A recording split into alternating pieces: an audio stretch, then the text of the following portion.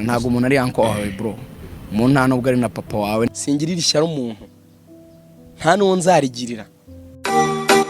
Kirazira kikaziririzwa n'icyaha, byaba nikosa kuba wabona opportunity yo guhura n'umuntu wahindura ubuzima bwawe ukayipfusha ubusa kubera impamvu ebyiri: kutamenya icyo uvugana nawe mu gihe aguhaye umwanya muto. Twazageze kutubwiriza aravuga ngo ugize amahirwe yo guhurira n'umuntu wifuje guhura nawe, mugahura muri elevator afite amasegonda 20 yonyine, wamubwira iki? Urabona ascenseur igiye kuzamuka, muhuriyemo irifunze, na amasegonda 20 agahita agenda muri 5 muri etage ya 5 yaragiye.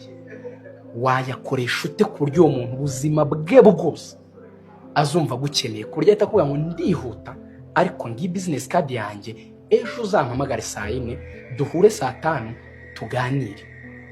Ntago umuntu ari uncle wawe bro, umuntu nta nubwo ari na papa wawe, nta nubwo ari na so wanyu, nta hantu muhuriye.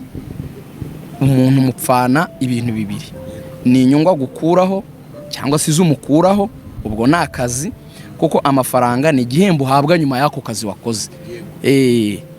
Icya kabiri ni attitude cyangwa inyifato akubonana ituma kwiye kumva ko mu bantu benshi yagiraho access kandi yanabona bakamanga iyo service urakoze Fuad utanga, at least akagira akantu runaka gushimira. Ubwo rero harimo ibice bibiri: harimo igice cy'ubumenyi utanga, ariko harimo n'igice cy'ukuntu none ubwo bumenyi bwawe witwara n'ubwo bufite cyangwa witwara kuri uwo muntu, kuko suko atabona abandi. Ujya wiga kunyurwa n'ibyo ufite, bibi biryo bibi imyambaro bibi biki. Singirira ishyari umuntu, nta n'uwo nzarigirira. Nzi yuko Imana indema yanyujuje ibizantunga, impa n'Imana izatuma mbaho. Sinzahangayikishwa n'ibintu by'undi muntu, kuko hano hari abana bafite agahinda n'umubabaro bakeneye abantu babafata ukuboko.